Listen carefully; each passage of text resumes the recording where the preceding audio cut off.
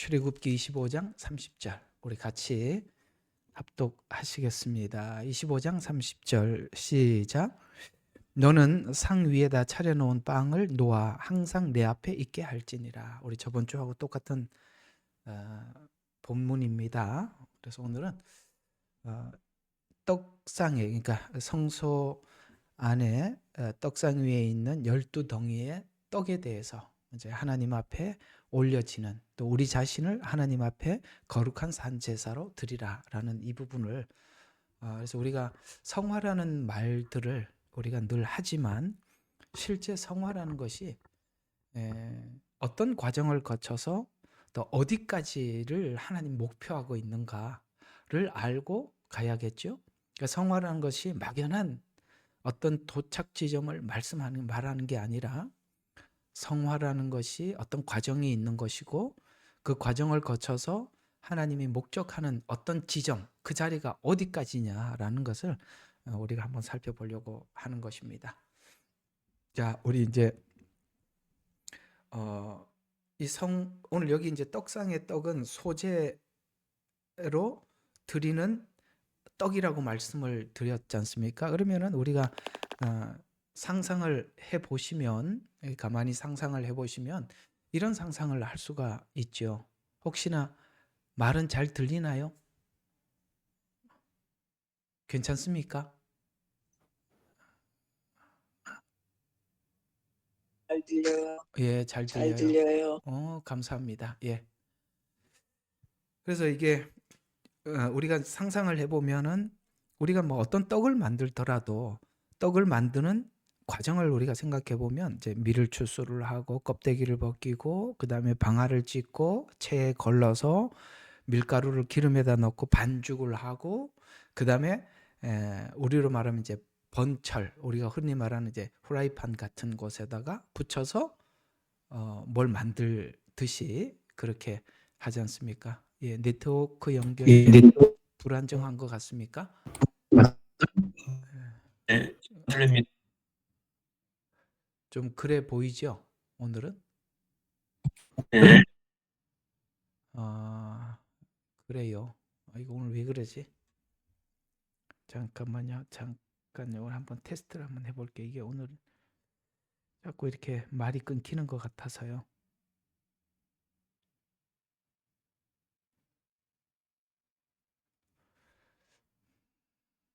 잠깐만 이걸 중단을 했다가, 예, 그런 과정을 거쳐서 떡을 만들거나 이렇게 하나님 앞에 올려 드리는 거거든요. 그런 걸 우리가 많이 생각을 하시면 이 소재를 드리는 과정을 우리가 함께 생각하면서 연상을 하면은 이해하기가 좀 쉬울 거라고 생각을 합니다.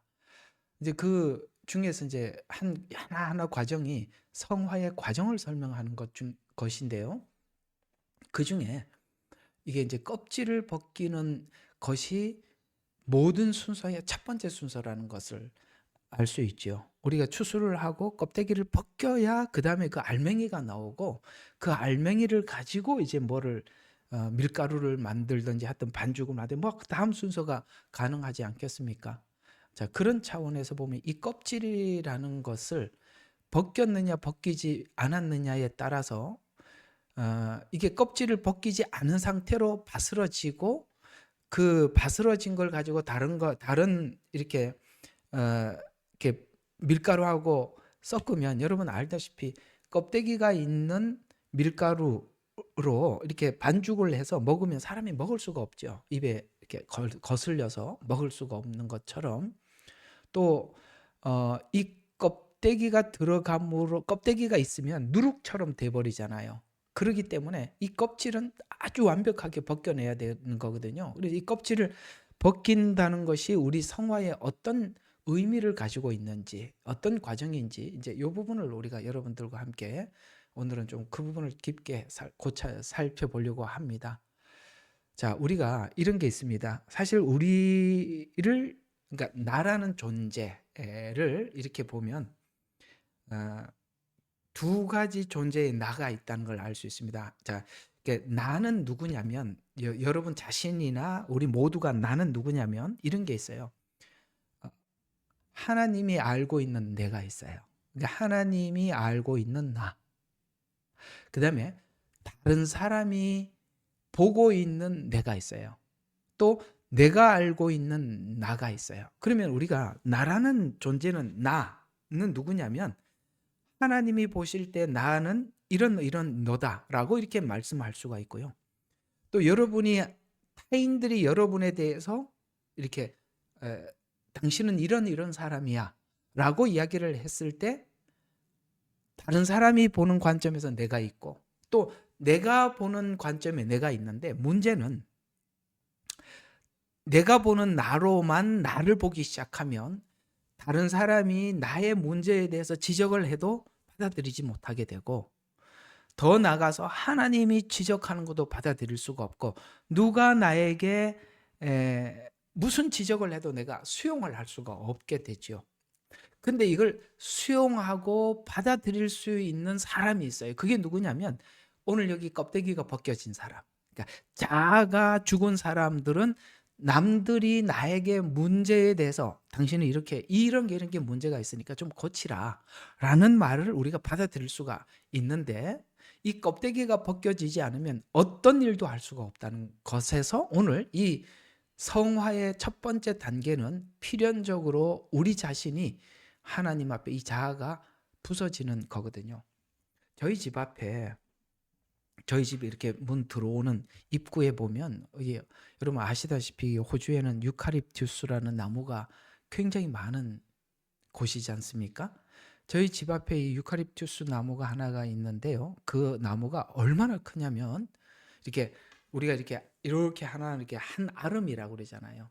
이게 한 아름보다 한 아름 될 거나 아니면 좀 더 크거나 할 거예요. 그러나 키는요 엄청나게 높아요. 이게 막 이렇게 어질어질할 만큼 참 높이 이렇게 되어 있는데 이 나무가 이제 지금 여기가 지금 우리가 몇 월 달이죠? 11월 달이지 않습니까? 11월 달이 되면 이 나무는 그러니까 다른 그 계절보다 지금 이 껍데기를 스스로 막 벗겨요. 그래가지고 보면 항상 이렇게 매끈해요. 근데 특히 오늘도 이렇게 밖에 나가 보면 이 껍데기가 바람이 불면서 엄청나게 많이 바닥에 떨어져. 어제도 청소를 했는데 오늘도 뭐 바닥에 엄청 이렇게 떨어져 있어요. 유칼립투스가 왜 이 껍데기를 벗기는가 싶어서 이렇게 좀 질문을 해보니까 이렇게 나와 있더라고요. 이렇게 빨리 껍데기를 벗겨서 여기 유칼립투스에는 오일이 있어서 그게 불이 잘 붙어요. 그렇게 만약에 이 껍데기가 붙어 있으면 이 오일이 이게 나무에 이렇게 보호가 되기 때문에 불이 붙어버리면 유칼립투스가 불에 잘 붙거든요. 그러니까 불에 빨리 타버려요. 그러니까 그거 불에 타지 않기 위해서 스스로 껍데기를 벗는데요. 그렇게 제가 그 챗GPT한테 물어보니까 그렇게 대답을 하더라고요. 그래서 그러니까 벗김으로 인해서 그 오일이 불에 붙는 것을 스스로 보호하기 위해서다. 두 번째는 해충이나 곰팡이 이렇게 껍데기가 이렇게 많이 있으면 해충이나 곰팡이가 많이 이렇게 생기게 되는데 그로부터 나무 스스로가 자기를 보호하기 위해서 껍데기를 벗겨서 아주 살이 매끈해요. 거기는 뭐 곰팡이나 살균 이런 것들이 뭔가 곰팡이가 붙을 수가 없어요. 워낙 매끄럽고 딱딱하기 때문에. 또 하나는 햇빛을 직사광선을 이게 받아가지고 이 나무 스스로가 건강하게 하기 위해서다. 이렇게 챗GPT가 대답을 해주더라고요. 이 껍데기는 유칼립투스가 자기 자신을 보호하기 위해서 스스로 껍데기를 벗는 이런 나무도 있지만 어떤 나무들은 대부분은 껍데기를 벗지 않는데 우리가 이제 이렇게 가보면 그 막 틈틈 사이에 보면은 곰팡이도 많고 벌레도 많고 껍데기 이렇게 하면은 그 안에 막 너무너무 많은 벌레들이 막 사는 나무들도 있어요. 그러니까 우리가 이렇게 가만히 생각해 보면 오늘 이 나무들을 생각하면서 껍데기를 벗는 나무, 껍데기를 벗지 않는 나무 제가 이제 두 나무를 여러분들에게 좀 소개를 했습니다만 아까 말씀드린 것처럼 우리 인간은 내가 있는데 하나님이 보고 있는 나, 사람이 보고 있는 다른 사람이 보는 나, 내가 보는 내가 있어요. 어쨌든 이런 자아들이 우리가 다 형성이 되어 있는데 문제는 우리가 주님 앞에서 껍데기가 벗겨지지 않은 사람들은 사실은 그거는 진정한 나는 아니죠. 사실은 그 안에 거짓된 내가 있는 건 사실입니다. 그래서 우리가 참 괴롭고 고통스러운 게 뭐냐면은 위선적인 나를 가지고 하나님 앞에 내놓고 사람들 앞에 나를 이렇게 내놓을 때 그게 참 우리에게는 고통스럽다는 것을 우리가 알지 않습니까? 이거는 진짜 진정한 내가 아닌 나예요. 어떤 위선적인 나를 가지고 사람들에게 어필을 하고 실제 나는 내가 그런 존재가 아닌데 사람들에게 좋은 면만 이렇게 또 이야기를 해주고 사람들은 나를 늘 좋게 봐줄 때 실제 나는 그렇지 않은 나 사이에서 여러분들이 얼마나 괴롭고 고통스럽습니까? 그러나 하나님과 관계 속에서도 위선된 나, 진짜 내가 아닌 나를 가지고 하나님 앞에 드릴 때 이것이 하나님과의 정확하게 이렇게 열린 관계가 아닌 것을 알면서 하나님과 교제를 우리가 구할 때 늘 우리 마음속에는 위선적인 나로 인해서 괴롭지요. 이런 것처럼 우리는 우리 스스로 안에 있는 어떤 거짓된 나로 인해서 하나님 앞에 참 괴로움이 있는데 하나님께서는 그것이 진정한 하나님과 우리 사이의 만남과 관계가 되기 위해서는 필연적으로 우리 안에 있는 거짓된 자아를 깨트리고 하나님 만나자고 하시거든요. 바로 이 부분이 오늘 우리가 하나님 앞에 떡이 되어서 드려지기 위해서 가장 첫 번째로 해야 될 작업이 바로 위선의 나를 벗겨버리는 겁니다. 이게 오늘 껍데기를 벗긴다는 얘기거든요. 그러니까 미리 그 안에 밀로써 일단은 방아를 찢기 전에 우선 해야 될 것은 껍데기가 벗겨졌을 때 드디어 하나님 앞에 연단과 훈련과 하나님이 원하는 그런 사람으로 만들어져 가는 것이지 일단은 이 위선의 나를 벗겨내지 않는 한 사실은 하나님 앞에 연단을 시작할 수도 없다는 겁니다. 왜? 껍데기를 그대로 놓고 하나님이 방아를 찢지는 않기 때문에 그렇습니다. 껍데기를 벗겨놓고 시작을 하기 때문에 하나님 앞에 진실된 나를 하나님 앞에 드리고 그때부터 이제 하나님 앞에 고난을 통해서 나를 만들어가는 훈련에 참여할 수가 있게 되는 것입니다. 자, 그런 부분 다 공감하시죠? 자, 이 부분을 여러분들과 함께 살펴보려고 하는 것입니다. 그래서 우리는 우리 인간 속에 있는 나는 진짜 내가 있고 거짓된 나가 있습니다. 왜? 진짜 나를 하나님과 만나야 되는가? 거짓된 나는 절대 하나님과의 만남이 그 거짓된 나와 하나님의 만남이 진행이 될 때 어떤 문제가 생기는지 우리가 한번 살펴볼 필요가 있습니다. 자, 그러면 이 문제는 일단은 제가 여러분들에게 함께 공감할 수 있는 주제로 지금까지 말씀을 드렸고 우리가 성경 안에 있는 내용을 가지고 실제 제가 여러분들에게 했던 말이 공감할 수 있는가 하나하나 살펴보도록 하죠. 자, 그러면 우리 창세기 3장에부터 이게 모든 발단은 거기에 가보면 답이 굉장히 많이 있으니까 자, 그때 보면 창세기 3장에서 이런 이야기가 하나님 앞에 이제 쭉 전개되죠. 이제 선악과를 따먹었습니다. 그리고 하나님께서 서늘할 때 이제 자기를 더 이상 가릴 수 없을 때 나뭇잎으로 계속 가리고 있었거든요. 이게 쉽게 말해서 자꾸 이렇게 진실된 내가 드러나기만 하면은 또 그게 이제 부끄러우니까 또 가리고 그랬어요. 근데 이제 더 이상 가릴 수 없는 상태가 됐어요. 그게 바로 서늘할 때라는 말이 그래서 나오는 겁니다. 가을쯤 이제 더 이상 낙엽이 바람이 불고 겨울이 돼가니까 이제 가리자마자 금방 이렇게 말라버릴 때라고 이렇게 표현하면 되겠습니다. 그때 이제 주님이 찾아오셔서 뭐라고 말씀하십니까? 아담아 어디 있느냐라고 물었습니다. 아담아 어디 있느냐? 굉장히 깊고 철학적인 질문입니다. 어디 있느냐? 너는 누구냐? 뭐 이런 이야기가 되겠죠. 너는 왜 너 스스로를 거짓된, 그러니까 너 스스로를 이렇게 무화과 나무로 이렇게 거짓된 너를 이렇게 가리려고 하느냐, 뭐 이게 많은 의미가 여기 담겨 있어요. 오늘은 우리가 이 진짜 나와 거짓된 나를 관찰을 하려고 하니까 이 무화과 나무는 이 뭡니까? 뭔가 자존심 혹은 내 안에 있는 뭐 어떤 다른 뭔가로 나의 어떤 치부를 가리려고 했던, 내 스스로가, 나 스스로가 가리려고 했던 이 무화과 나무는 그런 거니까요. 그런 관점에서 보게 되면 그걸 이제 가리면 드러나고 가리면 드러나서, 옛날에는 이제 가려도 좀 오래 갔는데 이제는 더 이상 가릴 수 없어요. 그러니까 우리는 사람들과 이렇게 포장된 나로 사람들과의 만남이 시작은 되지만, 그러나 이렇게 같이 살다 보면 그 우리의 거짓된 나와 거짓된 내 자아가 상대방에게 자꾸 이렇게 들추어지잖아요. 이게 이제 가까운 사이일수록, 그게 이제 가족일수록 더 심한 거죠. 왜냐면은 가족은 볼 거 못 볼 거 다 보고 자라나니까요. 그러나 가끔씩 만나는 사람들은 사실은 내 자아를 다 열어놓고 보는 건 아니니까 무화과 나무로 일단은 가려놓고 만나는데, 아담과 하와는 계속 함께 살다 보니까 그게 자꾸 이렇게 드러나는 거죠. 이게 자기 거짓된 자아가 드러나게 되죠. 그쯤 더 이상 가릴 수 없을 때, 이게 중요한 겁니다. 여러분, 우리 스스로가 우리 거짓된 나를 가릴 수 없을 때 주님이 찾아오신 겁니다.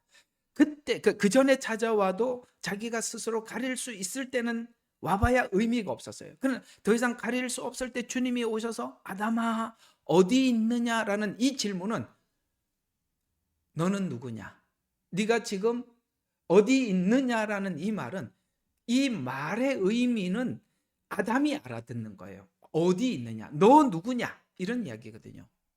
근데 그전에는 너 누구냐라고 하면 딱 가려놓고 저 이런 사람, 저 아담입니다, 이렇게 말을 했겠지만, 이제 더 이상 가릴 수 없을 때는 너 누구냐라고 했을 때, 저 이런 사람입니다 하고 하나님 앞에 나가. 이게 우리가, 여러분들이 주님 앞에 나와서 아담아 여러분의 이름을 부르고 누구야 라고 불렀을 때가 바로 요 지점에서 하나님이 찾아오신 거거든요.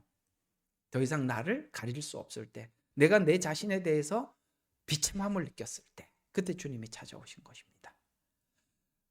그때 아담이 그쯤 되니까 뭐라고 얘기나, 하나님 벗었으므로 두려워하여 숨었나이다, 이렇게 얘기를 합니다. 그건 뭐냐면은 더 이상 나 자신을, 나의 어떤 다른 것으로 가릴 수 없는 상태가 되었을 때 부끄러움을 느끼게 되고, 그래서 그 부끄러움 때문에 숨을 수 있었어요. 이 정도 돼야 주님을 만날 수 있는 거예요. 왜 위선자가 무섭냐면, 위선자들은 부끄러움이 없어요. 그러니까 부끄러우니까 숨을 줄 알 수 있었던 것입니다. 그때 주님은 가죽옷을 준 겁니다.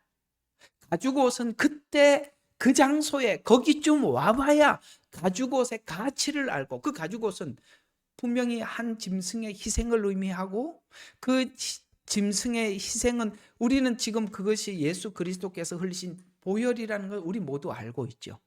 우리가 복음을 아니까 그 가죽옷이 뭔지는 알고 있습니다만, 예수님의 필요성은 바로 이 지점에 와서 보는 겁니다. 쉽게 말해서 거짓된 나에 대해서 진절머리가 나야 된다는 거예요.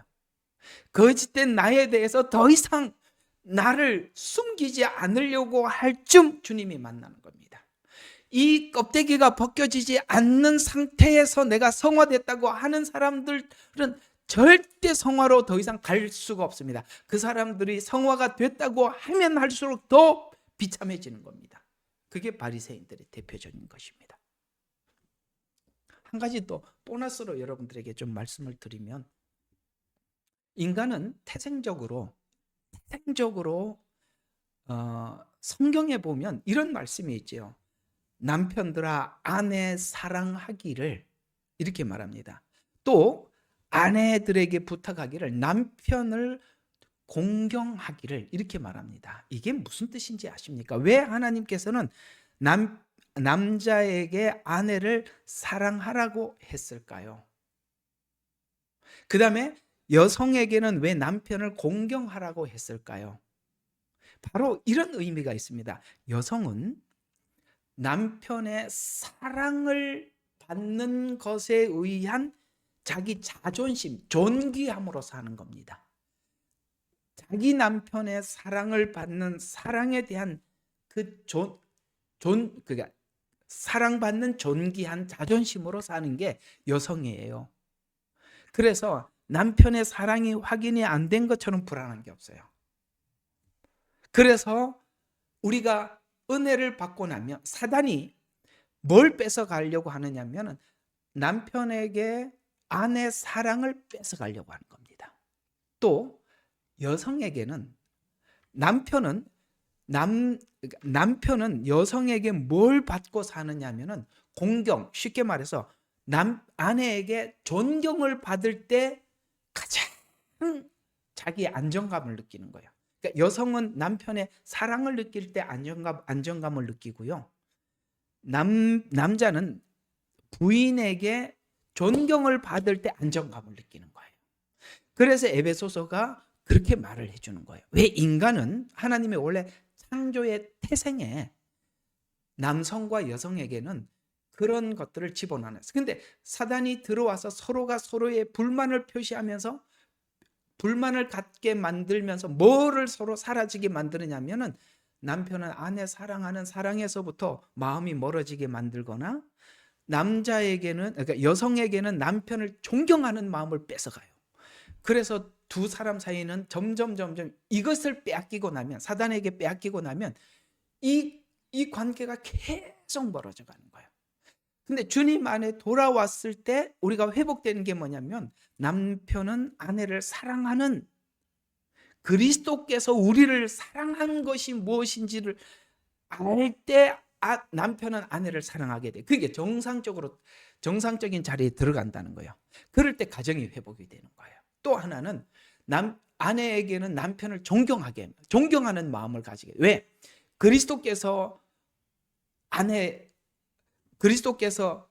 어떻게 자기를 구원하셨는지 그 은혜를 알 때 정상적인 자리에 돌아가게 되고 그때서야 가정이 회복이 되는데 사단은 어찌하든지 이런 부분들을 빼앗아서 사랑하지 못하게 하고 존귀하게 여기죠. 공경하지 못하게 해서 두 사람 사이는 이렇게 멀어지게 만들죠.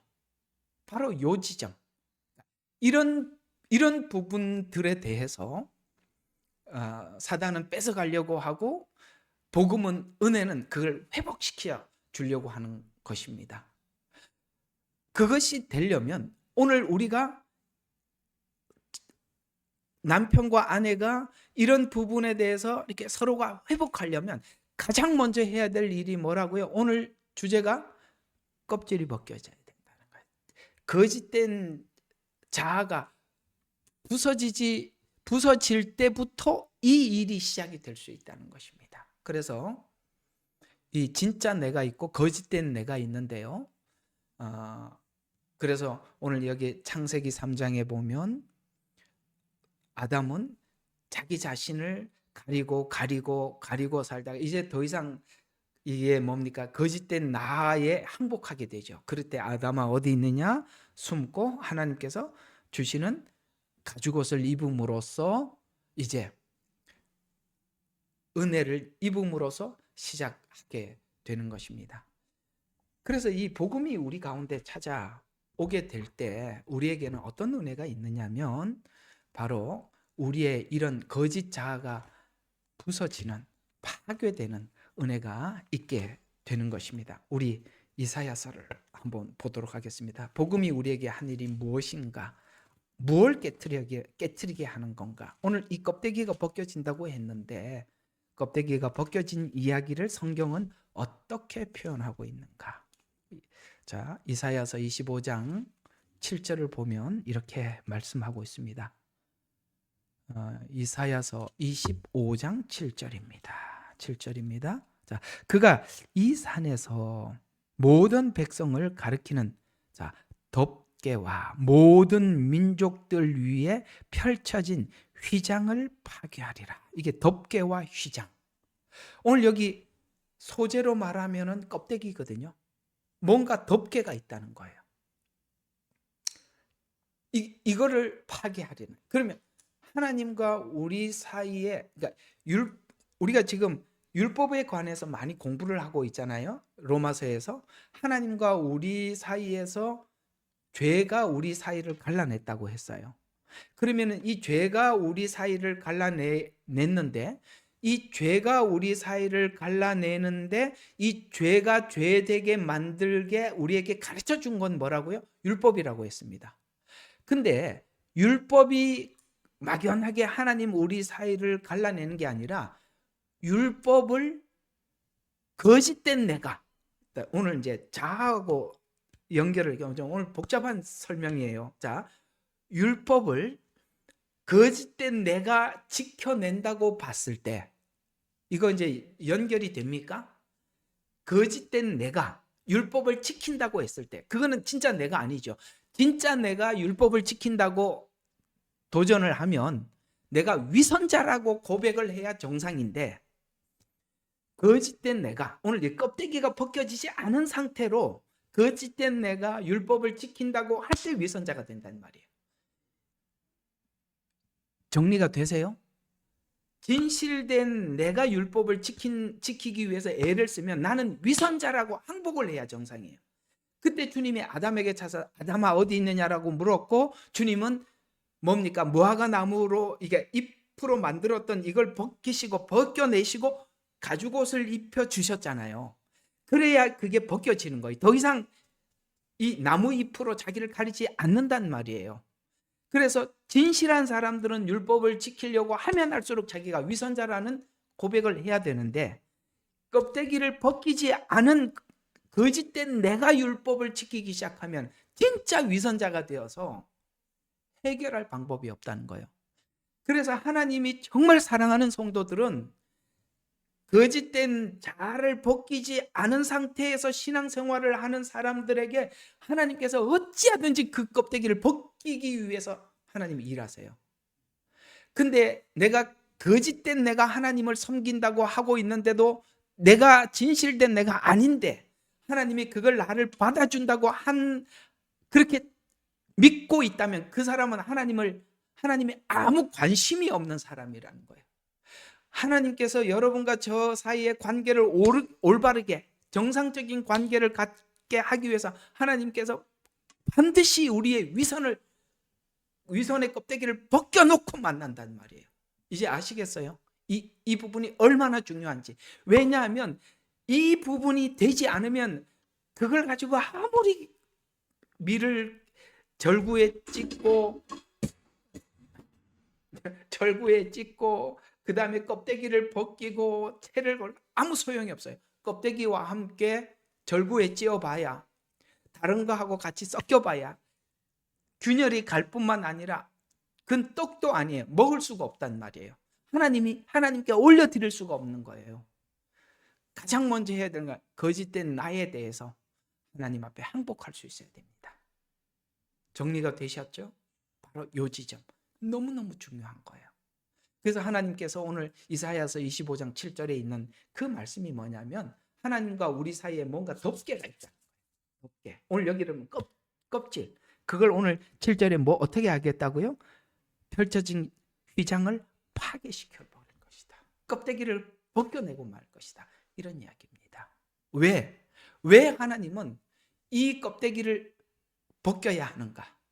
만약에 이 껍데기를 벗기지 않은 상태에서 자기가 하나님 앞에 성화되었다라고 속으면 무슨 문제가 생기느냐? 디모데후서 3장 5절에 문제가 생긴다 이 말입니다.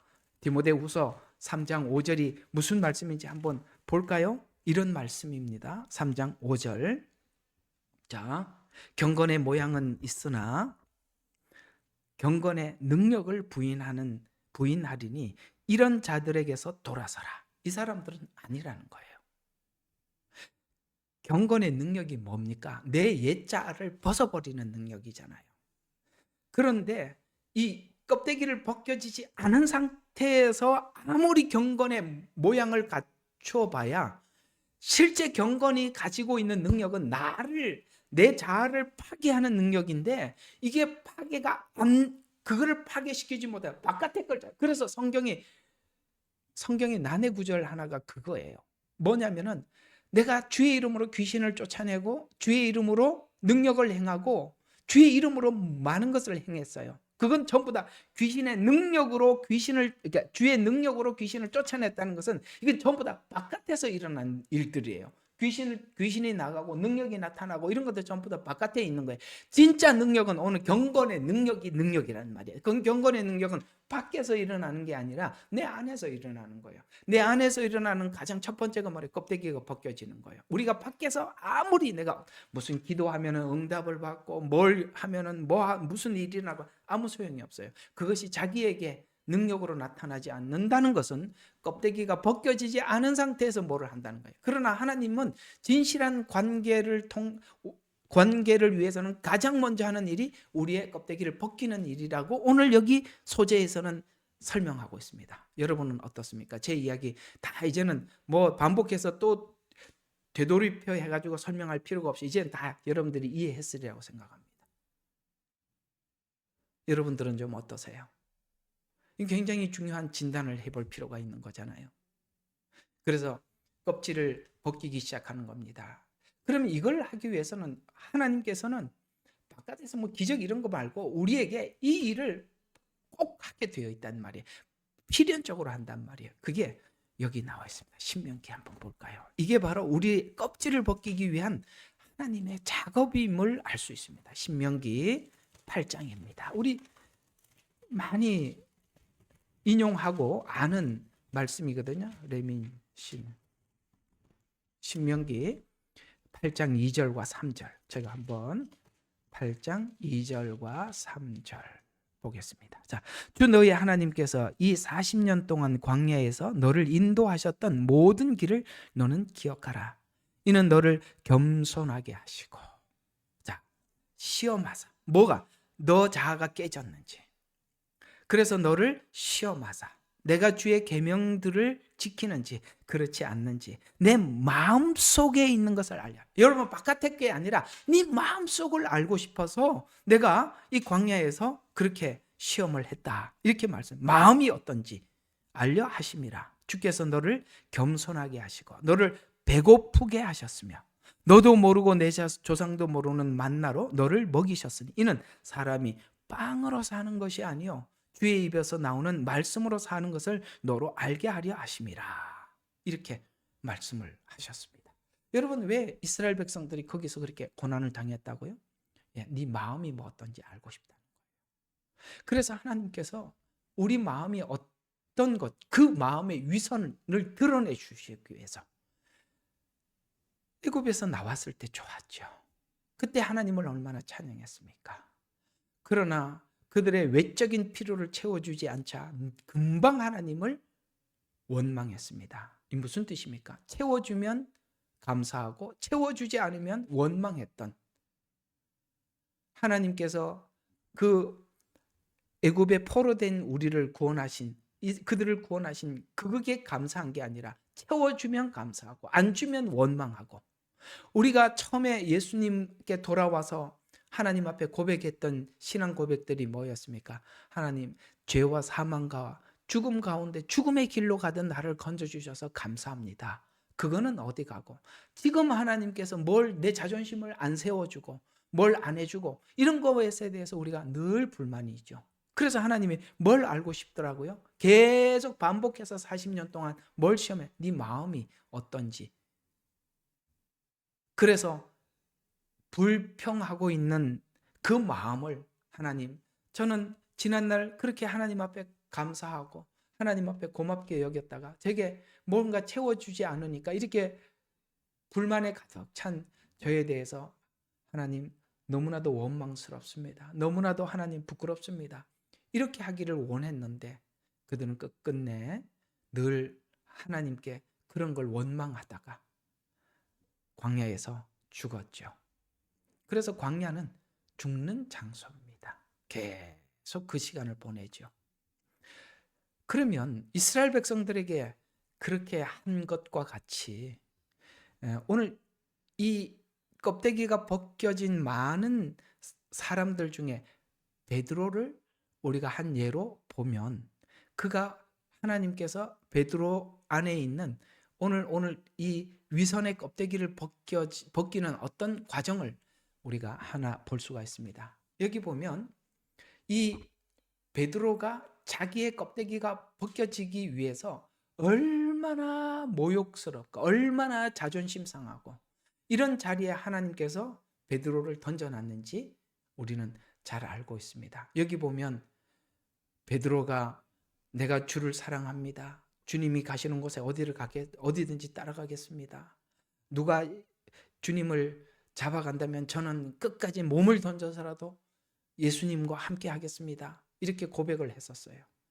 그건 다 마음속에 주님을 사랑해서가 아니라 주님께서 그 나라의 왕국의 주인이 되셨을 때 뭔가를 얻기 위한 그 숨어있는 의도가 있었어요. 그게 하나님 앞에 자기는 숨겨놔도 되는 줄 알았습니다. 그러나 실제 그렇게 고백했던 베드로가 그런 실제적인 상황이 오자 어떻게 했습니까? 예수님을 부인하고 그 다음에 어떻게 합니까? 저주하고 그런 자기, 그러니까 그 앞에 있는 고백이 얼마나 자기 이기적이고 자기만을 위한 고백이고 자기 필요를 위한 고백이었었는지를 철저하게 하나님께서 보게 해주시고 다시 부활하시고 베드로에게 묻죠. 그게 요한복음 21장 이야기죠. 15절부터 21절에 쭉 보면 요한의 아들 시몬아 네가 나를 사랑하느냐라는 질문은 감정적인 신앙이 아닌 진실한 자아를 확인하는 것으로 그것이 하나님 앞에 진짜 사랑이냐라고 묻죠. 너는 지금 내가 너한테 뭘 줄 것 같아서 나를 따랐느냐? 아니면은 네가 나를 따르는 이 따름이 사랑이냐라고 물었을 때 과거에 자기를 위해서 자기가 뭔가를 얻기 위해서 따르려고 했던 모든 것을 실체를 보고 그것이 다 무너진 상태에서 주님께서 사랑이라는 표현을 했을 때 그때서야 자기 자아가 깨지고 난 뒤 자기 실체를 보고 난 이후에 저는 주님을 따르기 위한 조건은 아무것도 없고 주님께서 나를 받아준 그 사랑 이외에는 저는 주님을 따르는 이유를 아무것도 갖지 않겠습니다. 요한의 아들 시몬아 네가 나를 사랑하느냐? 라는 질문에 내가 주께서 아시나이다 라는 뭐예요? 지난날 자아가 깨진 그 비참한 나에 대해서 하나님 아시죠? 저의 실체에 대해서 다 아시지 않습니까? 벗었으나 부끄럽지 않는, 다 벗겨놓고 부끄럽지 않는 관계 속에서 사랑이라는 관계 안에서 갈 때 드디어 정상적인 관계가 형성이 되더라는 거예요. 여러분의 믿음이 이런 위선이 깔려 있으면, 우리의 이런 위선이 깔려 있으면 무엇 하나도 하나님 앞에 정상적인 관계가 될 수 없다는 거예요. 그래서 이 사랑이라는 관계 속에 가기까지 그는 엄청나게 자기 자신을 보는 수치와 모욕감 속에서도 자기 자신을 아직도 자존심이 살아있었더라면 베드로는 도망갔을 텐데 주님 앞에 나오지 못했을 텐데 수치와 모욕감 속에서 자기의 진실한 이 거짓된 자아를 인정한 그대로 하나님 앞에 나왔을 때 주님은 베드로를 받아주셨고 이제 드디어 하나님과 정상적인 관계 속에서 출발을 하더라. 아무리 절구했지어도 아무 소용이 없는 것은 자아가 그대로 살아있는 상태에서 하나님 앞에 아무리 우리 자신을 드려도 그건 전부 다 위선이요, 전부 다 가짜라는 걸 인정하셔야 됩니다. 신앙에서 이 부분이 엄청 오래 걸리기도 하고 사람들마다 그 자존심의 벽이 높으면 높을수록 그게 커요. 우리가 대화를 해보면 이 자아가 깨진 사람들을 금방 발견할 수 있어요. 아직도 안 깨진 사람들도 금방 알 수 있어요. 뭔가 자기의 스크래치가 가는 조금이라도 자존심 상할 만한 그런 말을 하면 그거 그냥 넘어가면 좋은데 꼭 치고 들어오죠. 당신 말 틀렸어. 나는 그 오해를 풀고 말겠어요. 그까지 오해 풀어서 뭐 하게? 그게 좀 오해 받으면 어때? 내가 좀 뒤집었으면 어때? 그걸 못하는 걸 보면 분명히 우리는 아직 껍데기가 벗겨지지 않는 상태에서 주님과 관계를 갖겠다고 팔 걷어붙이고 나가는데 하나님은 그걸 가지고 정상적인 관계로 출발할 수는 없는 겁니다. 이게 벗겨지지 않으면 위선에 위선을 더해. 왜? 한번 포장을 하는데 이 포장한 걸 들통이 나면 포장을 벗기면 좋은데 그 다음번에 또 한 번 포장을 하게 돼. 그러면 두 번째 포장을 했어요. 그러면 누군가가 야 이거 겉포장이잖아 하고 또 발견하면 또 포장을 해야 돼. 여러분 바리새인들은 너무나도 많이 포장을 해서 더 이상 포장할 것이 없는, 여러분 23장에 보면, 마태복음 23장에 보면 바리새인들에게는 하나님이 칭찬할 게 하나도 없고 어쩌면 23장에 욕이란 욕은 다 얻어먹고 있어요. 예? 23장에 보면 1절부터 39절까지 어휴, 이 바리새인들을 향해서 주님이 하신 말씀들은 기가 막히잖아요. 근데 그 내용 속에서 우리가 잠깐만 이 부분만 봅시다. 마태복음 23장 25절부터 28절까지 한번 보죠. 위선자인 바리새인들과 서기관들아, 너희에게 화 있으리라. 이는 너희 잔과 접시의 겉은 깨끗하니. 예, 아까 포장이라는 말을 제가 썼잖아요. 겉은 깨끗하니 하나 속은 약탈과 방탕으로 가득 차 있기 때문이라. 너 눈먼 바리새인아, 잔과 접시의 안을 먼저 깨끗이 하라. 그러면 그 겉도 깨끗하리라. 이 위선자인 서기관과 바리새인들아, 너희에게 화 있으리라. 이는 너희가 회칠한 무덤 같음이라. 회칠한 무덤. 여러분 회칠한 무덤이 뭐냐? 여러분 우리 석회 저기 있잖아요. 하얀 가루 있잖아요. 우리 운동장에 이렇게 선 긋고 그럴 때 이렇게 그 하얀 가루를 뿌리는 그걸 보고 회라고 이야기하는 것입니다. 회칠한 무덤 같으니 껍데기는 하얀색인데 속은 죽은 무덤이라게 죽은 시체가 썩고 있다는 것입니다. 너무나도 겉과 속이 다르다 이 말입니다. 그것들은 실로 겉으로는 아름답게 보이나 안에는 죽은 사람들의 뼈와 모든 더러운 것들로 가득 차 있도다.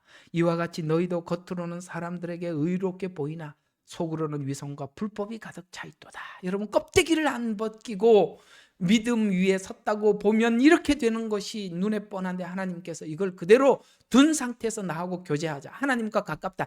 다 가짜라는 거예요. 다 가짜. 완전한 악랄한 가짜라는 거예요. 예? 우리가 이걸 다 못 벗게 하나님 앞에 진실. 내가 그래서 신앙에서 가장 중요한 부분이 뭐냐라고 하면 무슨 기도 응답 이런 것도 아니고 진실이라고 얘기한 거예요. 진실해야 돼요. 뭐가 하나님 앞에 없어도 좋아. 그냥 깨끗하고 진실해야 돼. 그저 있는 모습 그대. 무슨 죄가 그 죄의 목록이 중요한 게 아니야. 뭐가 중요하냐면 하나님 있는 모습 그대로 하나님 앞에 그걸 열어놓을 수 있어야 되는 거예요. 하나님이 죄의 경중을 따지는 게 아니라 네가 하나님 앞에 진실하냐 거짓되냐 이걸 지금 묻고 있는 거예요. 우리는 그저 뭔가를 잘하고 깨끗하면 우리가 깨끗해봐야 도토리 키재기입니다. 누가 더 깨끗하고 누가 덜 깨끗하겠어요. 우리가 이렇게 위선자의 껍데기를 벗기지 않은 채로 하나님 앞에 우리의 신앙을 만들어가기 시작하면 이렇게 되는 겁니다. 요한계시록 3장 17절에서 19절을 보시면 무서운 이야기가 있습니다. 우리가 껍질을 벗기지 않으면 이렇게 되는구나 라는 걸 알 수 있습니다. 자, 요한계시록 3장 17절에서 19절을 보시면 내가 말하기를 나는 부자며, 여러분 껍데기를 보면 그렇죠. 부요하고 아무것도 부족함이 없도다고 하지만 여러분 속은 아까 회칠한 무덤처럼 너는 비참하고 가련하고 가난하고 눈멀고 헐벗은 것을 알지 못하는 도다. 내가 너에게 권하노니 내게서 불로 단련된 금을 사서 부요하게 하고. 스스로 하나님 앞에 훈련을 받으려고 하지 않는 거예요. 연단을 받는 것을 원치 않는 거예요. 여러분, 우리 스스로 하나님이 뭔가를 훈련을 시키면 너 죽어라, 참아라, 말하지 마라, 견뎌라 하고 하면 그렇게 하면 되는데 이 사람들은 그걸 안 해. 왜? 그걸 연단을 스스로 하려고 하지 않아. 왜 연단에 안 들어가는지 아십니까? 자존심 때문에 못 들어가는 거예요. 아까 말했죠. 내가 그 사람들, 자존심 안 죽은 사람들은 보는 즉시 알아요. 얘기를 해보면 늘 자기 자존심에 걸린 그런 얘기만 나오면 툭 튀어나오는 거예요. 자기 변호하려고 그러고 자기 변명하려고 그러고 뭔가 하나 끌어안고 하나님, 저 영혼 살리기 위해서 제가 오해받았습니다. 고맙습니다. 주님께서 나를 살리기 위해서 오만 거 다 뒤집어 쓰셨는데 내가 이거 하나 못 뒤집어 쓰겠습니까? 이거 하나 못하면 뭘 하냐 이 말이에요. 여러분, 뭘 하겠어요? 아무것도 못하잖아요. 우리가요, 그걸 못하면요, 못하는 거예요. 하나님이 보실 때 네가 볼 때는 부요하다. 아니에요. 비참하고 가련해요. 가난하단 말이에요. 눈이 멀어요. 헐벗은 것을 알지 못하는. 내가 권고하는데 금을 사서 부요하게 하고 흰옷을 사서 입음으로 너의 복을 사서 입으래. 산다는 것은 뭐냐면은 내 자존심을 꺼내놓고 은혜를 받으라는 거예요. 예? 꺼내놓고 은혜를 받으. 자존심은 꾹꾹 구겨놓고 그 위에도 은혜를 더딥혀 놓으니까 껍데기 위에다가 은혜를 더딥혀 놓으니 위선자가 되는 거라 이 말입니다. 위선자가 되는 거라는 거예요. 아니, 오늘 치명적인 이야기예요. 그리고 안약을 발라서 눈을 이게 무슨 말이에요? 공평하게 너를 보라는 거예요. 안약을 사서 보라는 거예요. 성령의 눈으로 보는 거예요. 하나님 관점에서 좀 보라는 거예요. 예? 네 세계 속에, 너 세계 속에 빠져 살지 말고 하나님이 보는 거지. 남이 지적하는 나에 대해서도 관찰해 보라는 거예요. 사서. 그래야 그래서 눈을 정상적으로 해서 너를 보라는 거예요. 내가 사랑하는 자마다 책망하고, 이런 게 안 돼 있는 사람에게 책망하고 징계하노니. 여러분, 사랑하는 사람들은 이렇게 돼 있는 상태에서 하나님이 징계하시고 책망하시는데, 이런 위선자 같은 나의 모습을 달고 사는데도 하나님이 징계도 하지 않고 책망도 하는 게, 이게 버림받은 거예요. 이게 가장 비참한 거예요. 예? 불쌍한 사람이 누구예요? 이런 사람이 불쌍한 사람이죠. 문제투성인데도 하나님의 손도 대질 않아. 아무것도 하지 않아. 정말 생각해 봐야 돼요. 정말 내가 하나님 앞에 사랑받고 관심을 가지고 있는 자인지, 하나님이 나를 버린 자인지. 왜? 오늘 여기 사랑하는 사람은 하나님이 책망하기도 하고요, 징계하신다고 말씀하시거든요.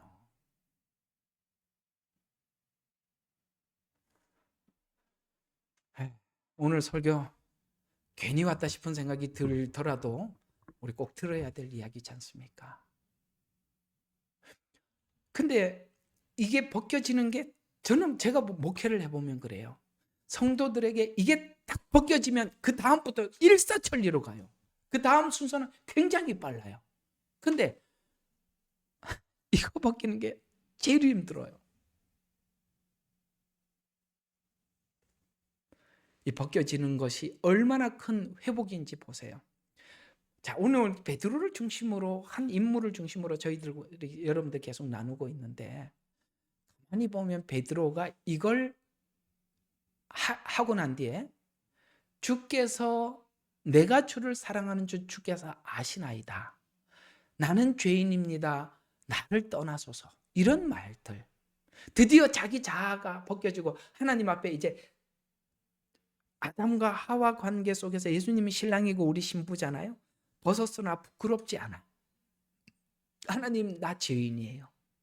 저 얼마 전에 봤죠. 부인하고 저주했던 이 수준밖에 안 됩니다. 저는 이게 전부예요. 그때 주님이, 야, 너 그럴 줄 몰랐다, 이렇게 하셨어요? 아니요, 받아주셨다고요. 그때가 드디어 하나님과의 관계의 출발이 되는 겁니다. 얼마나 멋있어요. 바로 이 자리에서 우리 모두와 하나님과 관계가 시작돼야 되지 않겠어요? 그래서 곡식 가루가 되기 위해서는 알갱이가 부서지듯이, 알갱이가 부서져 곧 자아가 죽어야 그 다음에 뭐가 되냐, 기름을 붓기도 하고 다른 사람하고 연합해. 이게 알갱이가 부서져야 남하고, 이게 다른 알갱이하고 섞일 거 아니에요. 그리고 그 위에 기름을 붓고 그 다음 순서들이 일사천리로 진행이 되는 것 아니겠어요? 그래서 이제 오늘 이런 관점에서 설교를 들으니까 드디어 여러분들이 외우고 있었던 성경 구절이 무슨 뜻인지 이제 개방을 해보죠. 다 찾아보세요. 요한복음 12장 24절이 바로 이 이야기입니다. 요한복음 12장 24절. 이 12장 24절이 괜히 한 말이 아니라 그냥 우리 생각 속에서 한 말이 아니라 이렇게 깊은 뜻이라는 생각이 들 겁니다. 12장 24절. 자, 이렇게 말씀을 하고 있습니다. 진실로 진실로 내가 너에게 말하노니 한 알의 밀이 땅에 떨어져 죽지 아니하면, 여러분, 한 알의 밀이 땅에 떨어져 죽지 아니하면 한 알 그대로 있지만 죽으면 많은 열매를 맺으리라. 여러분, 땅속에 들어간 알갱이는 껍질이 있는 채로 들어가지만 아시죠? 그 열매를 맺기 위해서는 그 속에서 껍데기가 벗겨지고 거기서 싹이 나옵니다. 첫 번째 작업이 뭐라고요? 껍데기가 벗겨지는 것. 그 말이셨습니까? 오늘 여기 소재를 공부하다 보니까 아하, 한 알의 밀알이 땅에 떨어져서 썩는다는 것은 그 껍데기가 벗겨지는 것부터 시작하는 것이구나 라는 것을 알 수 있지요.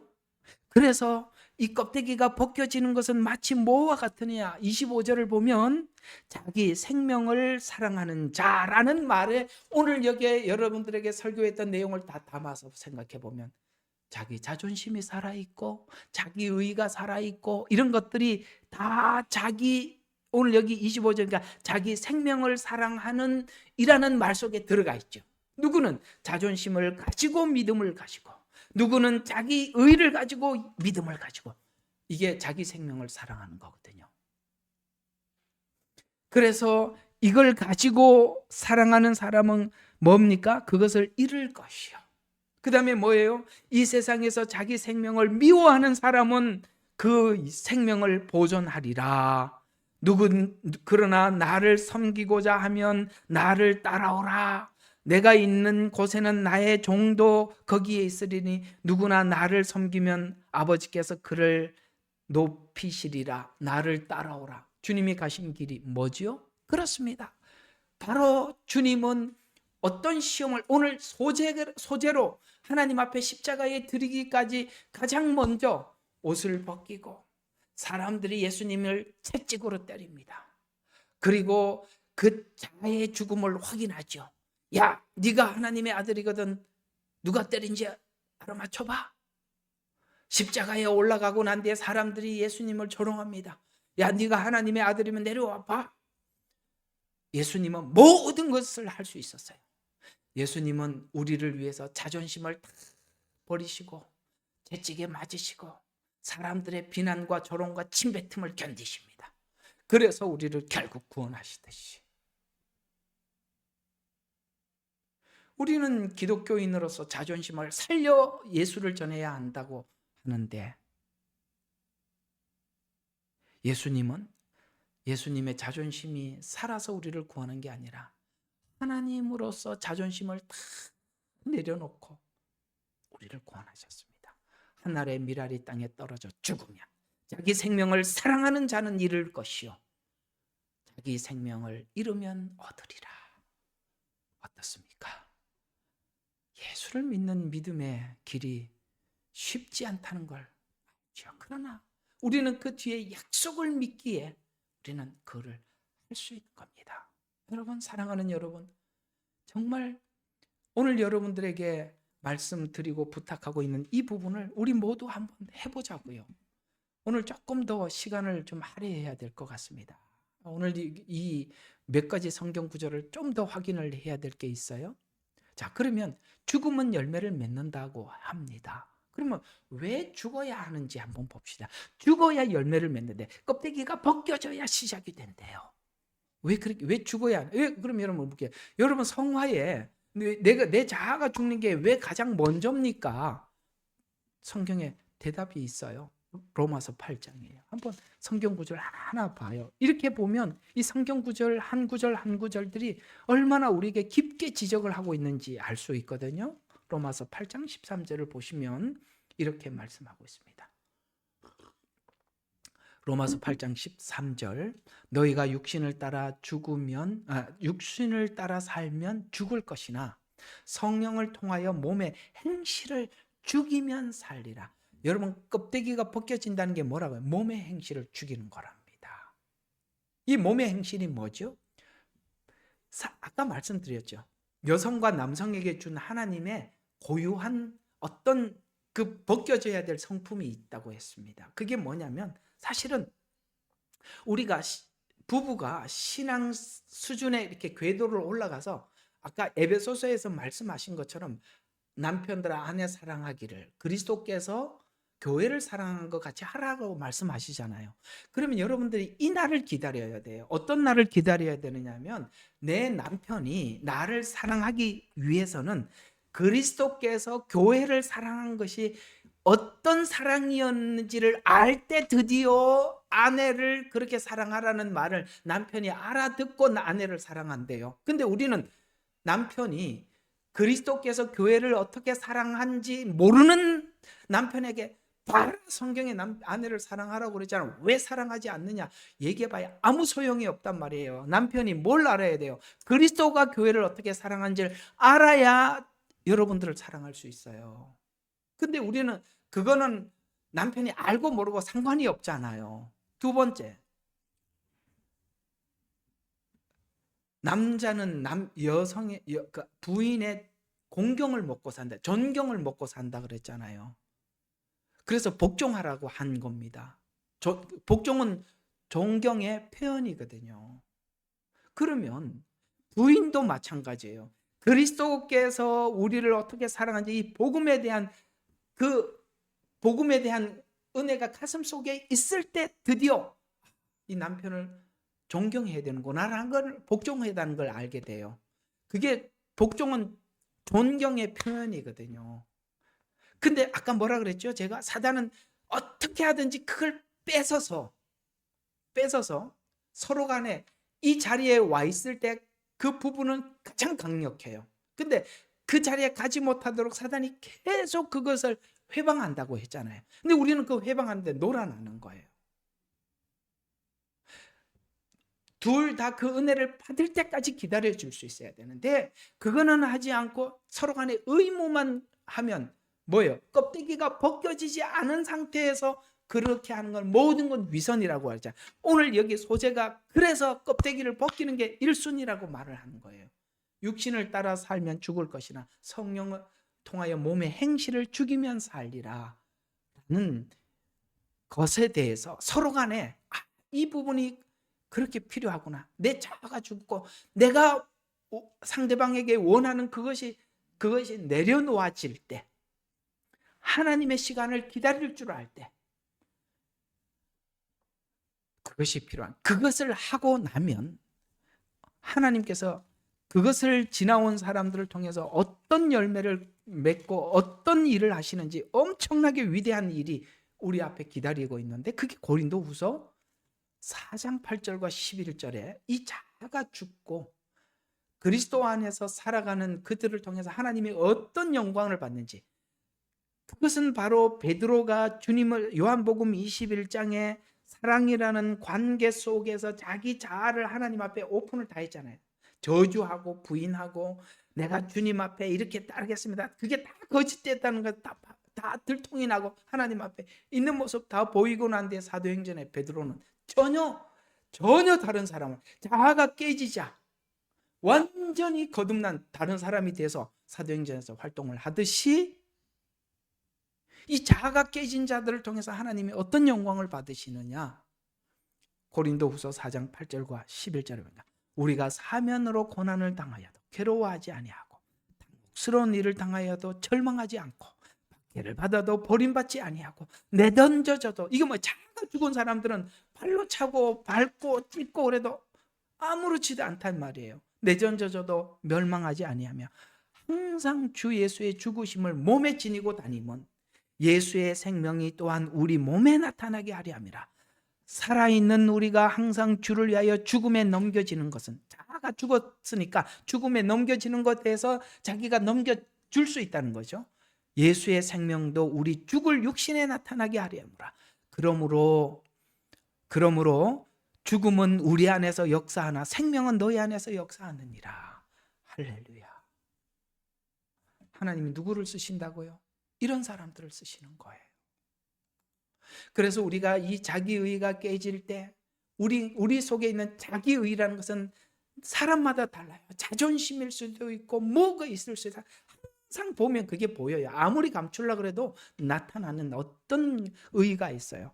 여러분, 이 유대인들이 이런 자기의를 지키려고 하다가 바리새인이 되고 예수님께 책망을 받고 그랬습니다. 여러분, 우리가 가지고 있는 이 의가 깨지지 않으면 어떤 일도 할 수 없어요. 로마서 10장 2절과 3절입니다. 여기에 이렇게 말씀하고 있습니다. 이 바리새인들이, 이 유대인들이 했던 실패에 대해서 이렇게 잘 설명하고 있습니다. 내가 그들에 대하여 증거하노니 그들에게는 하나님에 대한 열성은 있어요. 진심으로 막 잘해보려고 하는 마음은 있어요. 근데 보세요, 이 껍데기가 안 벗겨진 상태에서 열성이 있으면 아니에요. 지식을 따라 된 것이 아니라는 것은 성경이 말하는 대로 하지 않았다는 거예요. 그냥 자기 의, 나 이게 의야라고 자기 생각대로 의를 딱 설정을 해놓고 갔으니 바리새인이 돼버렸다는 거예요. 그래서 지식을 따라 된 것이 아니니라. 이는 그들이 하나님의 의를 모르고, 이 하나님의 의는 뭐죠? 칭의, 은혜로부터 오는 의는 모르고 자기 의를 세우려 함으로써 그들 스스로 하나님의 의에 복종치 아니하였습니다. 잘 알죠? 이 무슨 이야기인지 아시죠? 의는 둘 다 있어요. 내 의와 하나님의 의가 공존할 수가 없어요. 하나는 버려야 하나님의 의가 세워지는데 이 껍데기가 벗겨져야 뭘 일을 할 수 있을 거 아니겠어요? 오늘 껍데기 이야기 계속 그래서 하는 거예요. 빌립보서 3장 7절과 9절을 보면은 바울은 이 껍데기를 벗김으로써 진짜 멋진 사도가 되었죠. 자, 바리새인들과 바울 너무나도 다른 겁니다. 자기 의를 버린 바울, 자기 의가 세워진 바리새인, 둘은 너무나도 극적이지 않으세요? 이 껍데기가 벗기는 게 이렇게 무서운 거예요.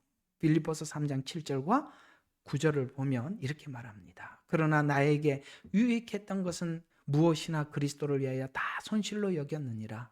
실로 모든 것을 손실로 여기면 그리스도 예수 나의 주를 아는 지식이 가장 고상하기 때문이며 내가 그것을 위하여 모든 것을 잃어버리고 그것을 오히려 배설물로 여기면 그리스도를 얻기 위함이요 또 그 안에서 발견되고자 함이니 나의 의는 율법에서 나온 의가 아니라 내 행위에서 나온 의가 아니라 내 안에서 나온 의가 아니라 이 말이에요. 율법에서 나온 것이 아니요 믿음으로 칭의, 은혜에서 나온 의다 이 말입니다. 그리스도를 믿음으로 말미암아 나온 것이니 곧 믿음에 의해서 하나님께 나온 의라. 이제 아시겠어요? 마지막 한 구절만 더 보겠습니다. 하나님의 의가 세워지기까지 우리는 엄청난 노력이 필요하다는 것을 갈라디아서 4장 19절에서 이렇게 우리에게 소개하고 있습니다. 갈라디아서 4장 19절입니다.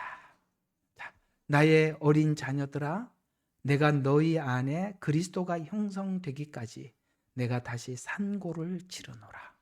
여러분, 여자들은 모이면 아이 낳았던 이야기를 그게 가장 그 얘기가 나오면 끝이 없어요. 자녀들을 출산하기 전에 어떤 일이 있었고 산통이 있을 때 어떤 고난을 겪었고 남자들은 모이면 군대 이야기 하기 시작하면 아 이거 끝나는 시간을 기약할 수 없구나 이렇게 하듯이 말이죠. 여기 산고를 치른다는 것은 여러분 평생에 잊을 수 없을 만큼 큰 값을 지불했다는 것입니다. 자존심이 깨진 사람 만나는 것이 그렇게 행복할 수가 없어요. 자존심 깨진 사람 다 자존심 살리려고 인생을 사는데 자존심 깨진 사람 만나면 와 이런 사람도 있구나 싶죠. 사도들이 예수님 앞에 더 이상 보일 게 없을 만큼 수치스럽게 자기를 다 보였어요. 그리고 떨어진 하나님의 종들이 되었답니다. 그 출발이 하나님 앞에 숨길 것이 없는 그런 사람으로 시작하는 거예요. 오늘 떡상이 하나님 앞에 올려지기까지 얘야 껍데기를 벗기지 않으면 밀이 될 수도 없고 반죽을 할 수도 없고 아무것도 할 수 없단다.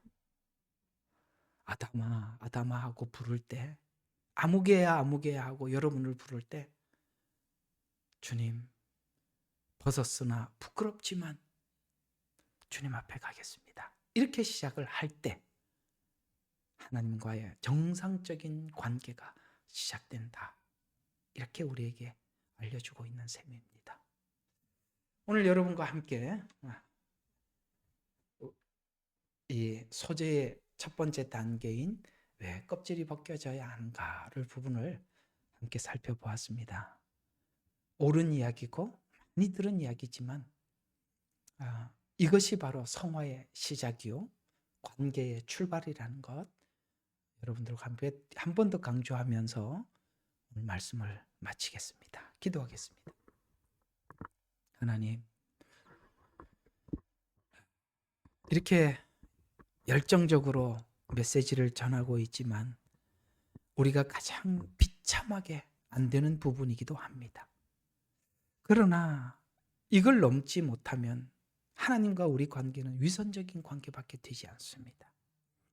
하나님, 이 모습 이대로 받아주시고 있는 모습 그대로 하나님 앞에 나가서 아버지 하나님, 하나님이 주신 의로 시작할 수 있도록 하나님 변명하지 않게 해주시고, 아버지 하나님 앞에 있는 모습 그대로 다가가서 부끄러운 모습 그대로 요한의 아들 시몬아, 그래도 넌 날 사랑하느냐?